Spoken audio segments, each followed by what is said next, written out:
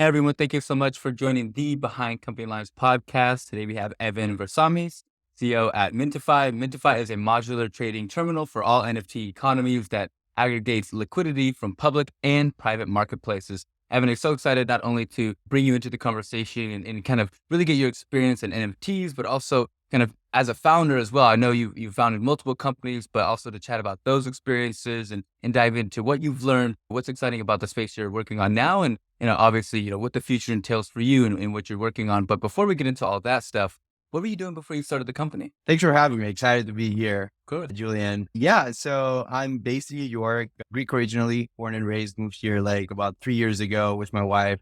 I'm a 5 times founder, and I started my journey when I was 6 and 17 years old as a self-taught designer and developer. Then I served in the Navy for about a year. I had a couple exits by the age of 18, like pretty small ones. And then I basically ran a media agency for 2.5 years. And between 2012 and last year, I've scaled my Web2 company to an 8-figure valuation. I stepped down last summer to focus 100% on Mintify and exited last month. Yeah, it's so incredible to think about the acquisitions and kind of the progress you've had in your career. And along the way, where were you think in terms of each company? It sounds like you made gradual improvements. And was it the product? Was it you as a founder? Was it the operation, the structure of the company? What in particular did you think kind of led to the progression and success? Yeah, I think that it's all about constant learning, right? I'm a big believer and fan of like being self-taught this, self-taught that, because if you want to basically focus on your skill set, there's just so many resources online, starting with YouTube and then obviously like educational material. So it's all about like, if you look back like a few months or about a year and see like what kind of work you were producing or what you were working on, if you're not disgusted with your work, you haven't improved at all. So I kind of used that as a threshold throughout the years and Yeah. worked out perfectly, to be honest. Yeah, yeah. And thinking about Gadget Flow and it was interesting. I love kind of the marketplace and really kind of where you open up and kind of aggregate important pieces of information. Gadget Flow, obviously, you kind of connect people interested in products and new innovative products that are out there and try to create that transaction. What in particular, I'm always interested in marketplaces and how you kind of drive traffic towards your product and in an organic way, because obviously with pay-per-click advertisement, that's great for transactional, but to really trust the marketplace to return kind of some kind of experience that really drives you there. When you think about how to gain traction in both sides of the marketplace, what's your focus? How are you gaining that traction? Where are you going to see what they're interested in to kind of bring that attention in? I'd say that's $1 million question, right? So yeah, the way we scaled Gadget Flow back in the day with when we started back in 2012, growth hacking was trending, like Sure. Yeah. figuring out how to hack your way around like Reddit and Facebook fan pages, partnerships. So we created a product. Basically, Gadget is something between like a tech publication and a marketplace, right? Because you can, up until like when I stepped down, you couldn't like purchase something directly. You just go to the seller's website. But what we offered was the tech and the features behind product discovery. So we called Gadget Flow. This is a product discovery platform, basically. So there wasn't like any competition out there. You had the blogs that pushed like Amazon, like listings. You had then the tech publications covering like events and this and that, which was great. But we're sitting right in the middle of it all. So figuring out how to organically basically get as much traffic as possible was in our best interest, because when we started monetizing Gadget Flow, we focused on primarily like offering basically advertising space to Fortune 500 brands, but also crowdfunding campaigns and startups, right? So having like as much traffic as possible means in a way that you can charge more and more and more the more you grow, technically. Yeah. So we started with a few partnerships, mostly through Facebook fan pages. We started scaling our social. That was the early days of Instagram as well. So we started creating a lot of content there. So we ended up having just in a few years over 1 million followers across different networks. Then we hacked our way through the App Store. We created an iOS app. It's all about basically being on top of all the latest trends before they go mainstream, in a sense, right? Before they become trends. So one of the highlights that I remember quite well from 2017 was when Apple introduced ARKit, right? With augmented reality SDK. We dropped everything. We were like, we are the perfect match for something like this. So we started trying to figure out how can we get all these files so we can display our content in augmented reality in the App Store. And then we got featured by Apple. It was basically when they announced it in September 2017 or 2018. It was basically just the IKEA app, Gadget Flow, and a couple others. And we got like tens of thousands of downloads in just a few days. Yeah. So that was quite fun. Yeah.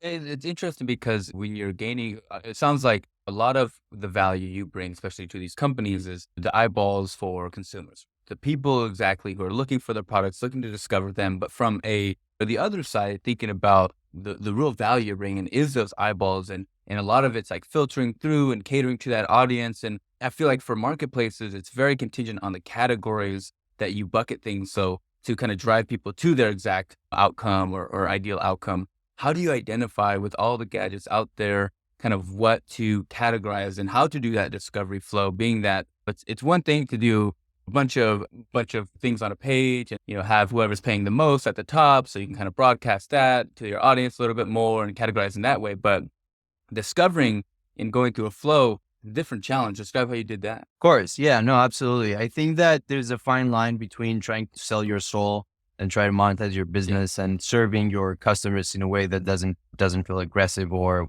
way too upfront, let's say, right? So we were always dancing around that fine line with Gadget Flow, which was part of our secret sauce, I would even say at this point.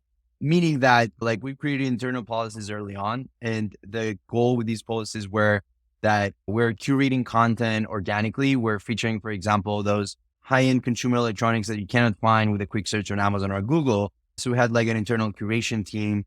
And then at the same time, we were inviting some of the big brands that are out there that were coming out with new products to get even more awareness and get more impressions, let's say, for these products and kind of blend them together. So we never had this approach that, hey, you know what?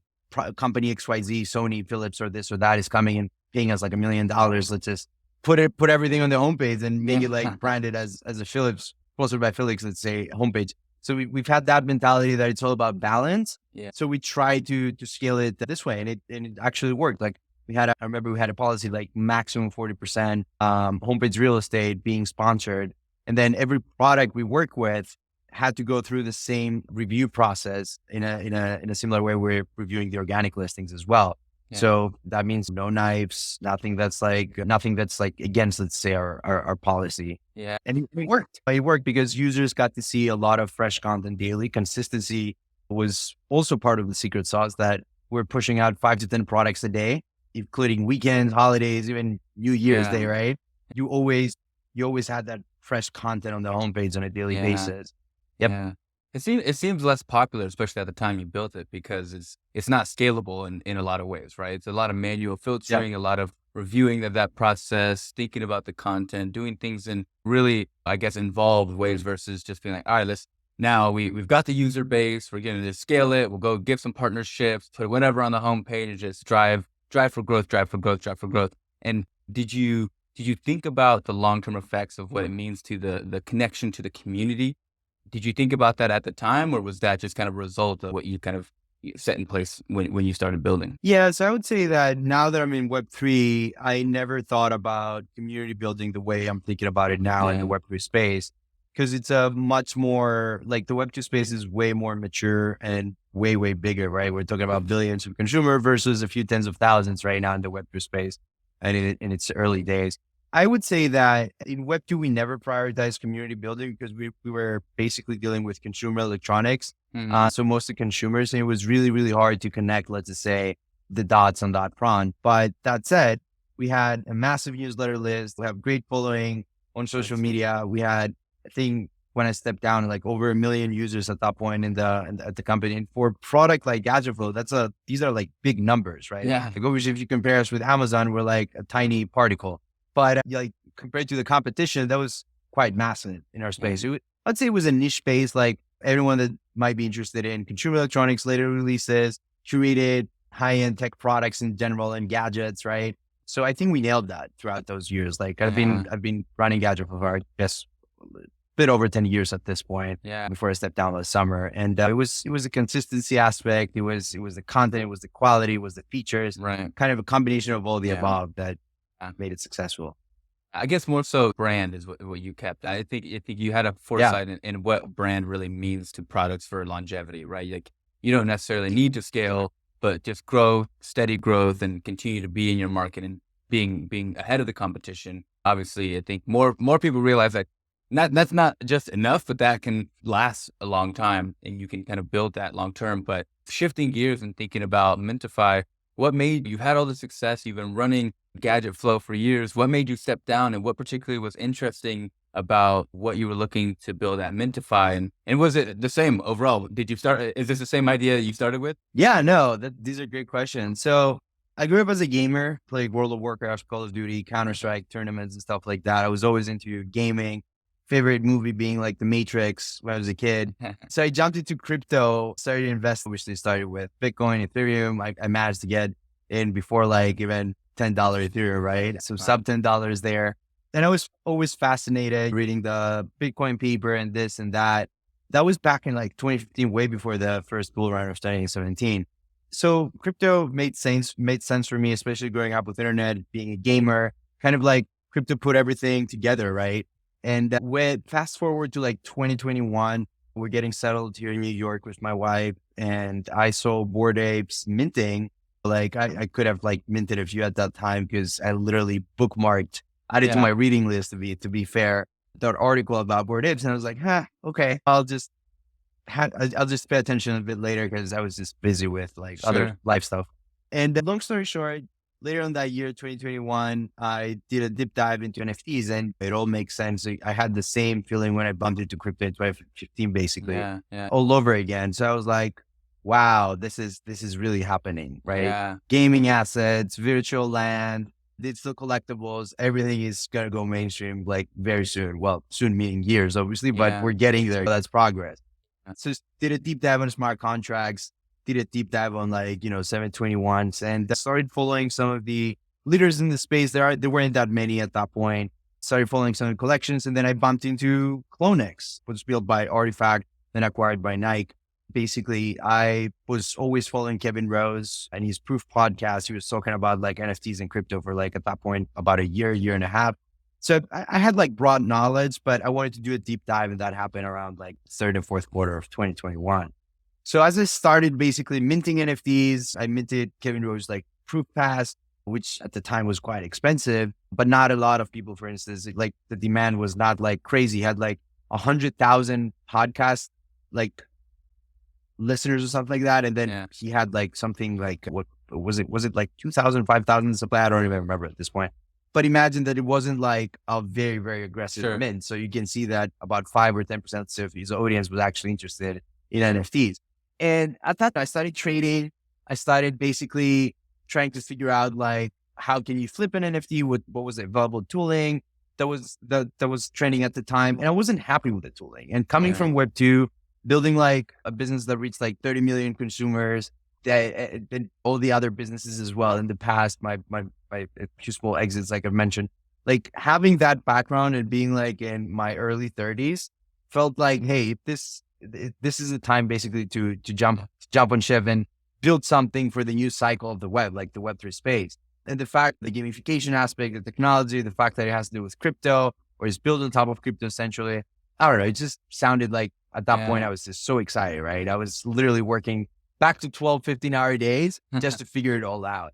So long story short, I poached the CTO for my Web2 business, Gadget Flow. And that was like January, like basically New Year's Day, right?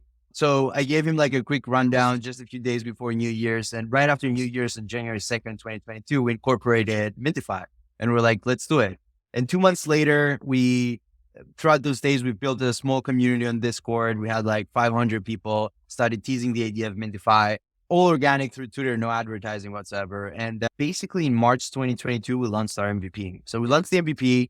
We had over 5,000 people at that point and started growing our community. Today we're over 15,000 on Discord, over 27,000 on Twitter, and it's all organic basically. The idea was that we're going to create like tooling that's for all NFT economies and not just PFPs. PFPs meaning profile pictures for those that are not aware, which is mostly what's being traded right now in the whole space. So you have a Bored Ape or a CloneX or a Moonbird. These are some of the top collections. And I saw that everyone in the space is thinking in a singular way, meaning that they're all trying to build like slightly better tooling, but just for PFPs. And I was sitting at my home in New York. I was thinking, but how are you going to trade gaming assets, right? In a few years, how are you going to trade music NFTs? How are you going to trade physical collectibles or art, right? So at that time, no one, and I even feel today, like no one has nailed completely that approach. So we started with the most essential part, right? Like the backbone of the brand, which is the infrastructure. So Yeah. we've created a multi-chain, multi-marketplace infrastructure that can be used to build like those experiences for all NFT economies, being music, gaming, and so on. But at the same time, we wanted to create a product ourselves, but we were lacking the resources. So we did a mint. We've generated about almost $500,000, about $400,000 or so through our mint. So we were bootstrapping at that point as a self-sustained business, no revenue aside of the mint. So we've allocated that towards 100% hires. I wasn't paying myself or anything. And then that helped us go between January 2022 up until like September 2022, which basically at that point we closed the small pre-seed round. We raised 1.6 with some of the best like Web3 native and crypto native funds in the space, as well as some billion-dollar funds that supported us. So we're like, okay, this is happening. Like this is, we're getting serious now. So between then and today, like April, well, wow, we're in May actually. May 2023, we've been on a sprint to roll out our new trading terminal, our front end environment aside of the back end that we built last year, that basically supports all these different economies. Yeah. And the front end is all about using next gen front end technologies. It's based on Next.js. So it's like blazing fast. Yeah. It's all about fast-paced trading.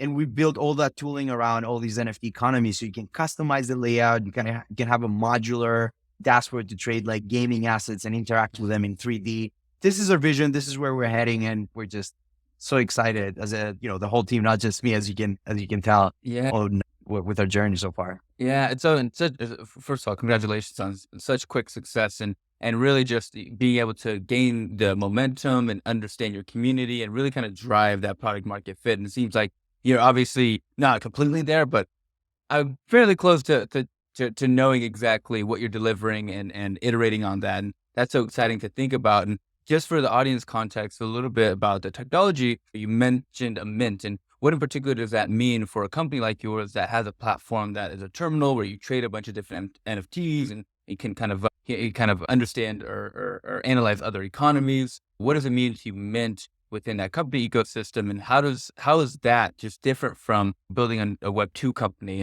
and what benefits? How does that benefit you, and how does that come at a cost? Yeah. So I think that these are two separate worlds, planets, you name it. These are two separate things, because when you're building in Web2, regardless of the idea that you have, if we're talking about a SaaS product that's like whatever, proprietary, let's just say you're building from scratch. So, but still you have some kind of like, you have support, let's just say from either public communities, Reddit, other developers. You can hire like a senior engineer and help you with this. In the Web3 space, none of that exists. Like if you want to build something, we're at this point in time in which you have to figure it out all yourselves. Like there's you can't just find a community of developers like on Reddit and say, hey guys, I'm writing a Solidity contract, which is relatively a new language, right? Compared to PHP that exists like for all these years. So I'm writing, let's say, something that's based on Solidity. I'm trying to use a function that I invented myself. So no one can help you with that. Like you got to try to figure it out, A/B test it yourself and kind of make sense of it all. So building in the Web3 space is not just challenging from the perspective of, hey, you're building something that millions and tens of millions of people are going to use in the years to come, but also that you're building the rails for everything that's going to build on top of you as well. This is something that we were thinking as a company as well early on, that what we're building is going to be just a product. We're building a business. So part of the product though is that we're basing it on an SDK framework that we're building in-house. So then other creators can build on top of us. So then we can build an ecosystem of like creators, traders, collectors, Web3 enthusiasts early on that are going to like help us basically scale the business in the quarters and years to come. So it's completely different because the priorities are different. The resources are like almost non-existent. You got to put in the hours. You got to hustle basically as much as you can. And even though the competition is out there, it's not like direct competition. It's it's not like Amazon versus FI or eBay versus Craigslist yet, right? I feel like we're a few years before that happens. So personally, I feel I'm like the most productive when there's competition in the space, because healthy competition is good because you're pushing innovation, you're pushing the market forward, and you're building for the collective. for the whole Web3 space, for instance, instead of just for your Yeah. community. So I feel like we're slowly reaching that point. But one thing that basically makes me basically wake up in the morning and be super pumped and excited to jump into like tens of meetings between like throughout the day is the fact that we're building those rails, we're building the infrastructure, not just for our products as a business, Yeah. but for everyone, and a lot of people that are going to be building in the next few quarters and years. And more so, I was asking in particular around minting and in regards to how does that change kind of the structure of your business and how that allows you to kind of build that community, but also what it means financially. You minting coins, and then is that Sure. kind of used in app to be able to do certain activities or tasks, or is it structured differently? Sure. So I think that terminology obviously changes in the Web3 space because you're taking all the good parts from Web2. That's what we're supposed to do, and transitioning to like a new cycle that's supposed to be like elevated, different, like supposed to innovate in the Web3 space, because in its early days. So on the minting side, when you're minting something, it's basically that you've deployed a smart contract and now you can mint a token being an NFT in our case on the Ethereum chain, right? It'll be EVM compatible, so as well as Solana and so on. So the concept here is that when you mint a token, it lives on chain. So the metadata in most cases, they exist on chain. Therefore, you can verify the authenticity of a digital asset, which means imagine that you're playing World of Warcraft or League of Legends and you have like a sword. You can then assign that sword or put that sword in a wallet. And then if you own that wallet, you have proof of ownership, right? Right. Through blockchain technology, which is what based on that's what's based on basically like the entire Ethereum Sure. chain as a network right now. So it's like proof of concept in a sense, right? So in our world, when you're minting something in the NFT space, you're basically creating something out of a smart contract, right? So when a collection drops, there's like usually 5, 10, 20,000 token IDs that get assigned to those that mint that token from that particular collection. In terms of like revenue and how this works, during the early days of 2021, it was complete chaos. Like it reminded me of the early days of Kickstarter, actually, which a lot of creators were coming out and they were like, we invented this. It's a revolutionary bottle of water. Yeah. So we've raised like $5 million and now like the FBI is chasing us. Like, for instance, there were so many scams in the Kickstarter early days and on Indiegogo as well. And they were trying to figure out like, what's the best approach to elevate crowdfunding without having creators run away with the funds before they deliver product. So kind of the same vibes here, early days of Web3, like a lot of collections. It was even easier, right? You could deploy a smart contract for like, I don't know, 5, 10 grand in the early days of NFTs. Gas was like horrendous at that point. So you could deploy a smart contract and then you can just invite your community and say, hey, just mint that penguin or dog or whatever that may be. And everyone's like, yeah, it's the next big thing because supply was kind of low and interest was peaking at the early days. So people were like, I'm going to mint this, I'm going to mint that, I'm going to spend $200 here, $200 here, there, and so on. And try to mint. Everyone was basically had this euphoria thinking that this next project is going to be the next Bored Ape Yacht Club that went from like a few dollars to like 6 figures basically, right? In 2021 and 2022. So the economics changed completely because there aren't sustainable economic models or revenue models yet in the space. So the majority of creators between 2021 or even 2020, if we were to go a bit before that, are having time figuring out how to create sustainable business models. Yeah. So in between then and today, there were so many events and incidents in the space in which made creators, well, I guess I would say that made the whole Web3 community skeptical about the NFT technology as a whole, because early on, everyone promised rewards and airdrops and tokens. Yeah. But then you quickly figure out as a creator that, oh, I'm based in the States, so I can't just launch a token because that's like kind of gray zone. You gotta work with market makers. Is this legal in the States? What the SEC is going to think 5 years down the road. So it's not as easy as it looks in the world, right? To scale a Web3 company, especially if you want to do it by the book. And that book, the thing is, it doesn't exist. There isn't like any regulatory guidance in the States around crypto, right? So there's only a few things that you can do, but NFT as a technology and blockchain basically technology, it just has so much potential. Like if you're creative enough and if you're trying to innovate in this space, there's just so many things that you can build, like proprietary things, but also take from the book of some of the people that tried it in this space and succeeded, right? Like Yuga, for instance, right? They're literally coming out with new NFTs every other quarter. and they're killing it every time, from the execution to the distribution and the supply metrics, the deflationary, this or that. And they launched the coin, they did it successfully, but we're talking about the kings of the space that they have billions and billions to play with, in a quote, right? Not play with, but filled with technically. So they can afford to make costly mistakes, in other words. Whereas the average creator in the Web3 space, how are they going to get access to funds? The only sustainable way right now is to just mint something. Other creators, so the trend changed like throughout last year, and they minted open editions or they minted free NFTs, and then they based their revenue on royalties.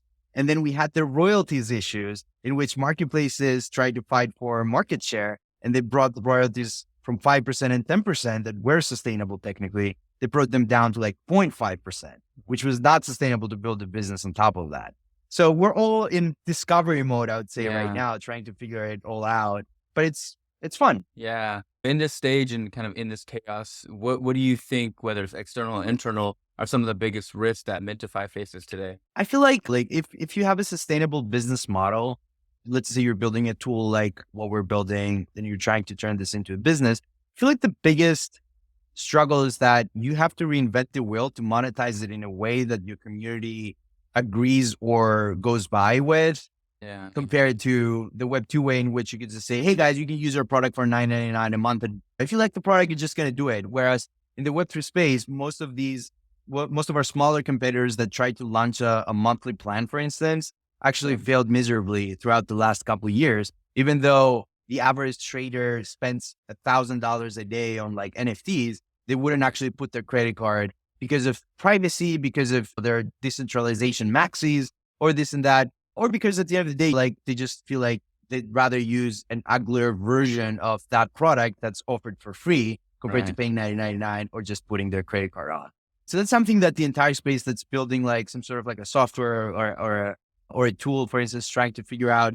We spent more than 150 hours brainstorming on how can we create something sustainable. And we finalized it last week. We're going to be announcing it in about a week from today. And it's something quite exciting that kind of mimics monthly plans, but it's instead a reward system, which is what the Web3 space is excited about. They want to get rewarded even for using your product, right? Which is fine. It's a new type of customer, let's just say.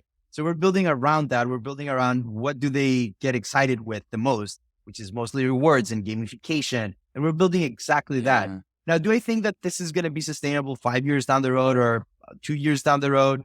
I'm not sure about that. I feel like once NFTs become mainstream as digital collectibles, as most big brands advertise it, I feel like there's going to be quite the shift.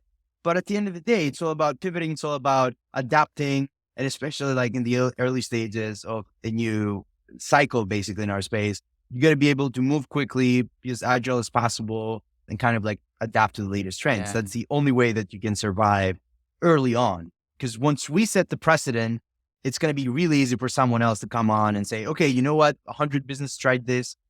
Half of them failed because of that. So we know what to avoid. We know which pitfalls to avoid, right? Whereas now we're just figuring it out. We're figuring it all out ourselves, basically. So it's quite challenging, but I'm up for the challenge. It's so exciting to think about how a lot of ways companies are building around attention and rewarding attention or trying to capture attention. But now it's about work and activity. It's your users doing things in your app and you rewarding them. And that kind of continues this almost cycle of activity and within your app and ecosystem. But it's always exciting thinking about ways you can connect, whether it's your terminal, your platform, being that Web3 is kind of cohesive. Have you thought about ways to connect to other applications? Obviously, you have a piece of information that plug into yours, but in terms of connecting with other communities and things like that, is that at all on the horizon? I know a lot of companies within the space are thinking about how that relationship works, knowing that their consumers can opt into their product and use other products, but the technology can also potentially communicate. Have you thought about kind of what that means for your company? Love it. Yeah, no, absolutely. I feel like one of the benefits, we've talked about all the hurdles, but one of the benefits of being early in the Web3 space is that access, basically. Everyone's just so accessible. Like talking about from the billionaires to like the influencers, the good ones, not the scamming ones, to like founders, creators, and pretty much everything in between, because you all have something in common. You love the Web3 space. You want to push it forward. You want to push the boundaries. And like I've mentioned Kevin Rose earlier. Like I've been watching Kevin Rose and following him since like the Dignation times, if you remember, dig.com. And basically after 15 years, like I've been supporting him with Proof Collective that he was building since the last year and a half or so. And I've been part of the Moonbird community, right? So that's kind of like, so you minted a token that you're like a step closer to that individual who you respect, let's just say, appreciate, and you've been following throughout all these years. And I got the opportunity to meet with Kevin basically last summer at NFT NYC. And like, if you sit down and you be like, can you do this in the Web2 space? Like, what are the odds of doing that, right? Like, it's almost impossible to do it in the Web2 space. I've been following Gary Vee for quite a few years. And then at some point I was tweeting last year and I have about 30,000 followers. I'm not like an influencer or anything like that. Sure. But he just liked one of my tweets and he followed me. Like, damn, like Gary Vee actually just followed me right now. And then like in the Web2 space, I was a big fan of Justin. She was like an Apple. She was reviewing like Apple devices since forever. And she also jumped to the Web3 space at some point. I think she was following like Psychedelic Anonymous, another great collection that launched in 2021, I think. Yeah, towards Q4 in 2021. And she followed me back and we interacted basically on Twitter. And I was like, wow, that's insane. Yeah. I have like hundreds of these kind of examples. Like, and I was quite impressed with how accessible everyone is.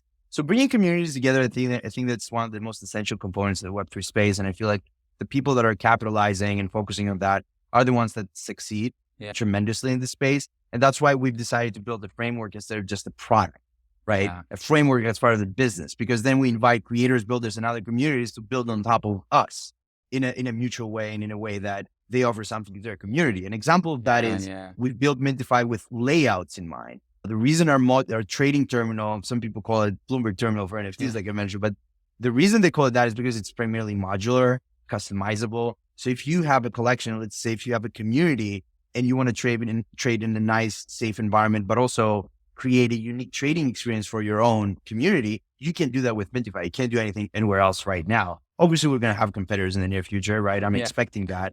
But I feel like it's important to kind of like create this experience, this new experience in the Web3 space that's not close to the Web2 space at all. So it's one of my biggest priorities, I would say, like folks competing for the experience layer. Yeah. Right? Everyone's saying like we're competing for like market share and this and that. We're actually competing for the experience layer right now in the Web3 space. Yeah. It's smart too, because you see a lot of these, whether it's platforms or dApps or DeFi or what have you. And like, they're not easy.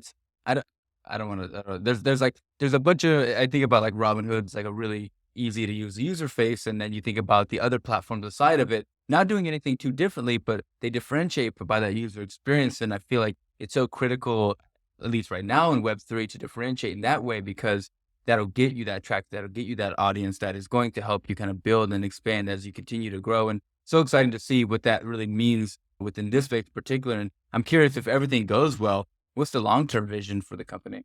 Yeah, that's a great question. No, I mean, I'm trying to think, what can I actually share? So, I mean, our vision is that games is one of our biggest priorities for the next few quarters, creating a reward system that basically engages with our community and scales our community, not in a way that focuses on the pros in the space that are currently just, I would say, 15, 20,000 day traders, which is not a big number, right? Mm-hmm. So we don't really care about getting like 50% market share at the current market today. We care about getting like a decent market share once the space has evolved and matured in the coming years, and we're building for that.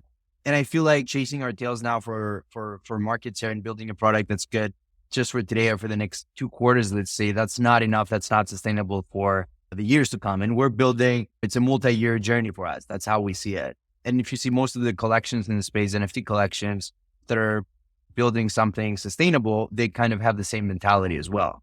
Yeah. Whereas from the community side of things, there's this, I would say that the majority of communities and community members are impatient, right? I'm the most impatient human being in the world, right? Yeah. That said, like a lot of people see NFTs as making a quick buck. So if you don't fulfill, let's say, your promises, they're gonna, as in say, FUD, right? Your collection, they're gonna be like, oh, you failed to do this, you failed to do that, which is another issue in the Web3 space today. But the way I see it is that if I'm gonna deploy like $5,000 or $10,000 for a PFP towards a collection, I believe in that collection, and I wanna see what they're gonna build like in the years to come.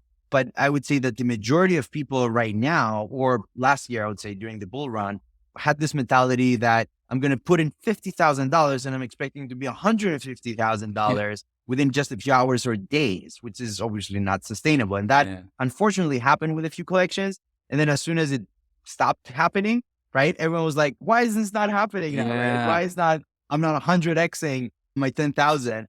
So I think that our vision for the future is to build obviously a sustainable business, to monetize it in a respectful way towards our community, but at the same time, provide as much value as possible to our community and build products and tooling and trading experiences around like NFT technology and blockchain technology that are quite unique and push the boundaries at the end of the day. And I feel like we've already pushed the boundaries today with what we're building. Unfortunately, I can't talk about some of the stuff that we're working on, but gaming, if we're to focus in one area, gaming is what gets me excited the most. Like right now we're creating, for instance, like the infrastructure, like we're scaling a specific segment of our infrastructure that can be used by entire like gaming studios, because we foresee a future in which no one's going to care about the marketplace that you're trading on. No one's going to care whether it's a massive public marketplace like the Amazons of the world or whether it's a private marketplace. Blockchain is the way blockchain tech is built is that it's supposed to be multi-chain. It's supposed to be multi-marketplace. So everyone's fighting for incentives. Markets are in the kind of like the wrong way right now. But all it's going to take for the market to grow is like one big gaming studio or title coming out, having their own blockchain. Like I'm expecting game studios and game titles in general, like having their own blockchain, having their own items as part of the blockchain in sub collections, for instance, right? And how do you bring that all together? Like how do you buy, for example, a Call of Duty weapon camo or a player skin or a Fortnite skin and then trade it on Polygon? And if it's like really, really valuable and you want to tap into like the Ethereum, let's just say, holders, you can bridge this asset from Polygon to Ethereum while you're playing the game or like while you're in the lobby or in the front end interface. That's quite the experience, right? So how do you bridge that asset to Ethereum and list it across multiple marketplaces to instantly get liquidity, right? So these are some of the questions that we're working on, and it's quite exciting because everything is being built in real time right now. I know we have a few minutes left, so I want to hit you with some FAQs. So I love this, I call my founder FAQ section. So I'm going to hit you with some rapid fire questions and we'll see where we get. So first up is you deal with different economies, and I'm so interested in kind of what are some of the surprising economies that your company works with or your platform trades in that you were maybe didn't know existed before you started working within the space? Anything kind of stand out to you or surprise you? That's a deep question. I don't think that's a rapid fire question. I would say that most of like as a kid, I've dreamt about this world in which you play games and you get paid. But up until like NFTs existed, like it's almost impossible to be a pro gamer. We're talking about the 0.0001% of like all gamers, right? Making real money, 6 or 7 figures and so on. I just feel like with NFTs, we're literally exploring ways how the average consumer that plays Call of Duty for 2 hours every afternoon with his buddies can not just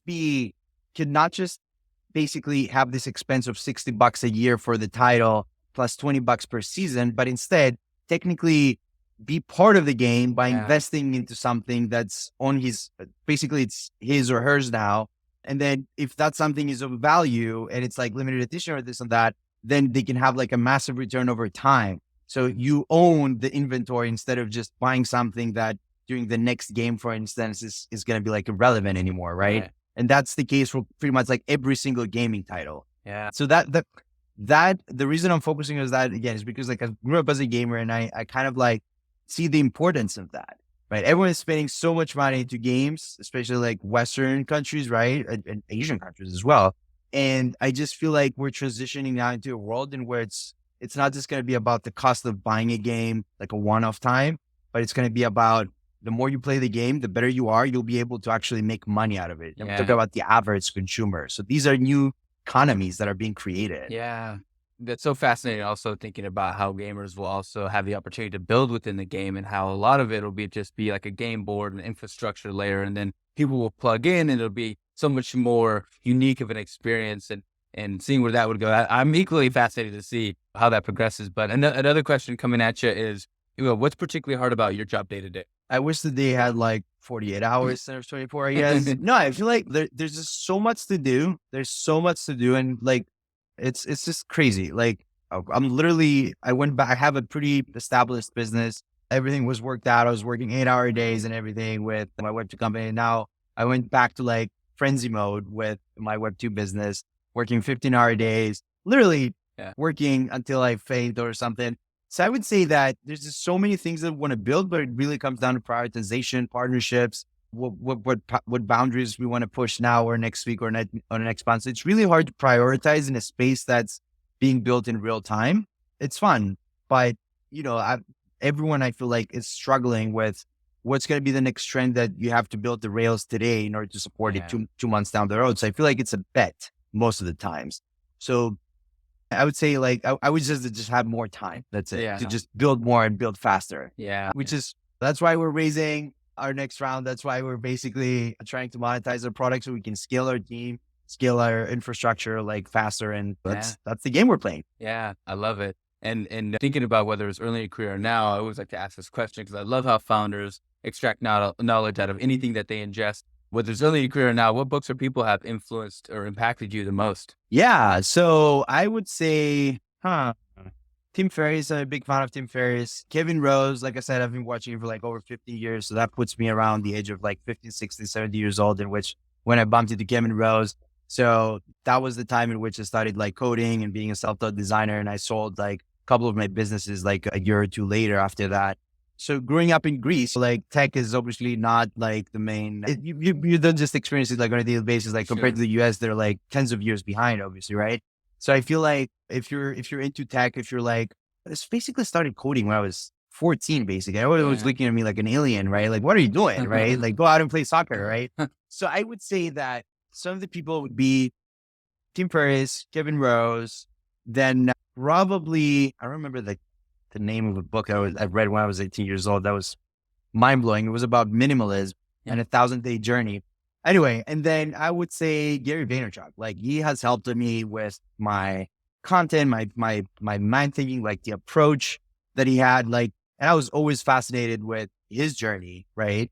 With the immigrant family growing up in New Jersey, and now he has like this massive empire. Yeah. And I always loved the hustling part of his journey, like the fact that he's always pushing the boundaries. Yeah. And he was open about it, and it was all about raw content, which before Gary Vee, it was very rare to find in the entrepreneurial world. Everyone was going after filters, the Instagram times, shooting this, making it look perfect on YouTube. Whereas Gary Vee was like, hey, this is the hard truths that you need to be aware of. Right. So I love that part. Yeah. Yeah.